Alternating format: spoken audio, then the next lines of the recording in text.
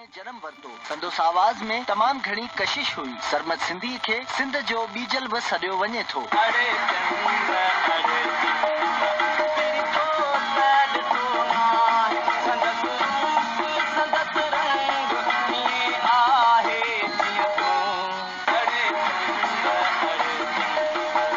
Sarmad Sindhi PTV ते बेशुमार कलाम गाए तमाम घणी शोहरत माणी।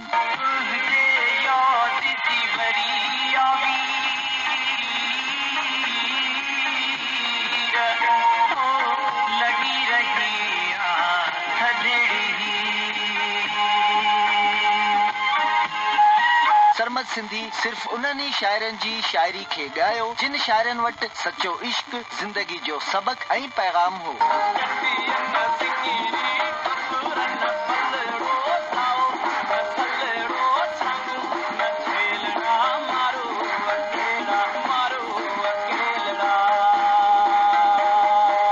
त हिन रागीअ जे आवाज़ में कहिड़ो जादू आहे जो अॼु बि उन जा ॻायल कलाम ॿुधड़नि जे मन खे मोहियो विझनि।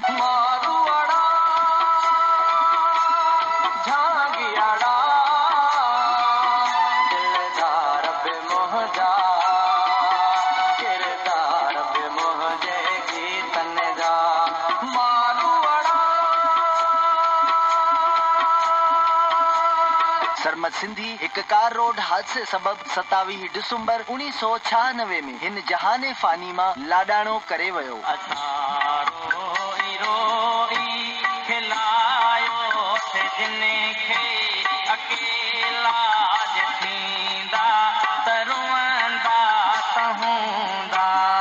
सरमद सिंधी जी याद सिंध वासियन जी दिलियन में हमेशा जिंदा रहंदी ऐं उन जा ॻायल सदा बहार कलाम हमेशा समूरी सिंध जे झरझंग में गूंजंदा रहंदा।